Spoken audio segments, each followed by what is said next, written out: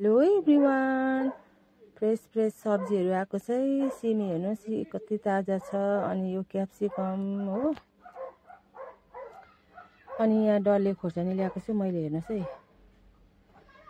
दामी छ डल्ले खोर्सानी। बजारमा चाहिँ सस्तो छ हो। म चाहिँ यहाँ 300 रुपियाँ किलो बेच्दैछु डल्ले खोर्सानी। अनि यो बन्दकोपी पनि एकदम फ्रेस आएको छ। इस्कुस झन् कति राम्रो आएको छ, हेर्नुहोस् है। बी पनि दामी आएको छ है, हेर्नुहोस् है। अनि भेन्डी नि फ्रेस आएको छ। करेला एकदम फ्रेस छ। अनि बैगुन आएको छ। फ्रेस सब्जीहरू आएको छ।